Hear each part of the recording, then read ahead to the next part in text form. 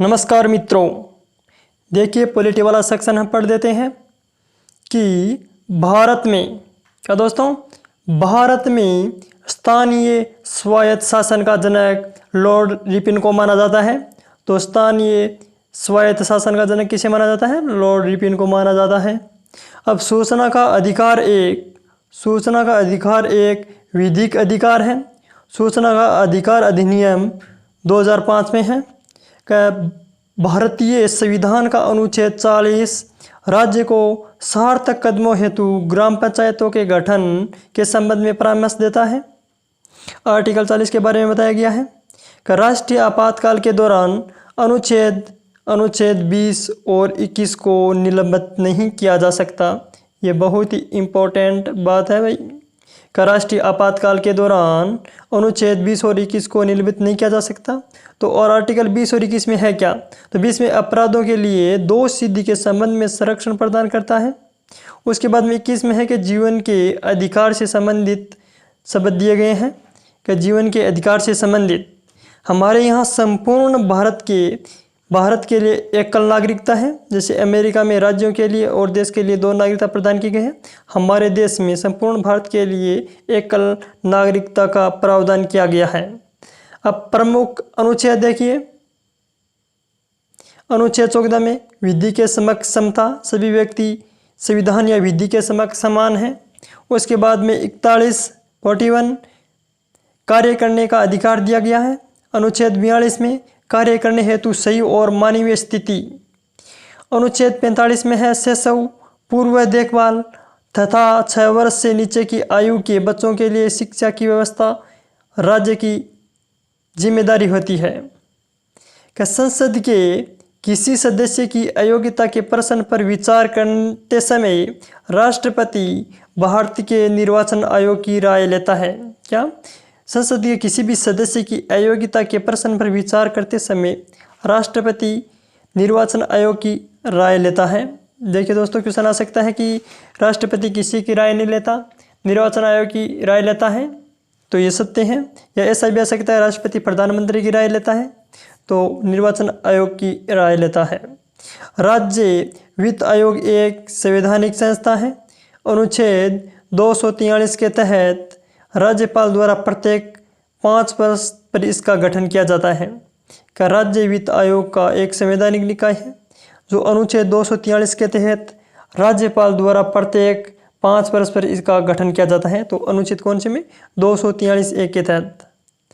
उसके बाद में कथन और कारण के क्वेश्चन है कि अनुच्छेद 368 के अंतर्गत संसद संविधान के किसी भी भाग में संशोधन कर सकती है। कि संसद किसी भी भाग में संशोधन किस अनुच्छेद के तहत कर सकती है? 368 के तहत। आर्टिकल संसद भारत की जनता द्वारा निर्वाचित उच्चतम विधायी संस्था है। ठीक है दोस्तों, दोनों कथनों सही हैं और स्पष्ट हैं। कथन सही है और कारण भी स्पष्ट है। कि भारतीय संविधान का सबसे अधिक लंबा, क्या भारत का संविधान सबसे अधिक लंबा है? सही है दोस्तों, भारत का संविधान सबसे बड़ा है। मौलिक अधिकारों का अध्ययन का मौलिक अधिकारों का अध्याय अमेरिकन संविधान के मॉडल से लिया गया है। कि भारतीय मौलिक अधिकार हैं ये अमेरिका के संविधान से ग्रहण किए गए हैं। देखिए दोस्तों, ये कारण और व्याख्या के बारे में पूछा है कि जो संविधान का सबसे लंबा है तो मौलिक अधिकार की व्याख्या तो नहीं करते, लेकिन दोनों ही कारण और जो भी कथन है सत्य जरूर है, लेकिन ए की आर व्याख्या नहीं करता। किसी भी राज्य के राज्यपाल की नियुक्ति संविधान के अनुच्छेद 155 के तहत होती है। क्वेश्चन आ सकता है, तो आरएस का एग्जाम है तो आरएस इसमें आ सकता है कि राज्यपाल की नियुक्ति संविधान के कौन से अनुच्छेद के तहत होती है? तो आर्टिकल 155 के तहत। केंद्र और राज्यों से संबंधित समितियां और आयोग। क्या? शीतलवाड़ समिति, प्रशासनिक सुधार आयोग 1966 से 69, राजमंत्रार समिति 1969। क्या दोस्तों? राजमंत्रार समिति है ये 1969। उसके बाद में सहकारी आयोग 1983। उसके बाद में पंछी आयोग के बारे में देखिए, ये जो आयोग हैं उनके बारे में क्वेश्चन आता है कि कौन सी समिति किस कार्यक्रम में या किस काल के अंदर है। तो राजमन्नार समिति 1969, सरकारी आयोग 1983, पंचायत आयोग 2007। का भारत के महान्यायवादी को अपने कर्तव्य के पालन में भारत के राज्य क्षेत्र में सभी न्यायालयों में सुनवाई का अधिकार होता है। जो भारत के महान्यायवादी होते हैं अटॉर्नी जनरल, उनको कर्तव्य के पालन के लिए भारत के राज्य क्षेत्र के सभी न्यायालयों में सुनवाई का एक अधिकार प्राप्त होता है। का भारतीय संविधान की 11वीं अनुसूची पंचायती राज व्यवस्था से संबंधित है। का पंचायतों की वित्तीय स्थिति का पुनरावलोकन करने के लिए राज्य वित्त आयोग का गठन संबंधित राज्य का राज्यपाल करता है।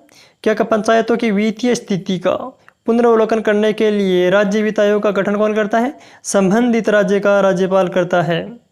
भारतीय संविधान के क्या दोस्तों का भारतीय संविधान के अनुच्छेद 51A में 42वें संविधान संशोधन विधेयक द्वारा मूल कर्तव्यों को शामिल किया गया है।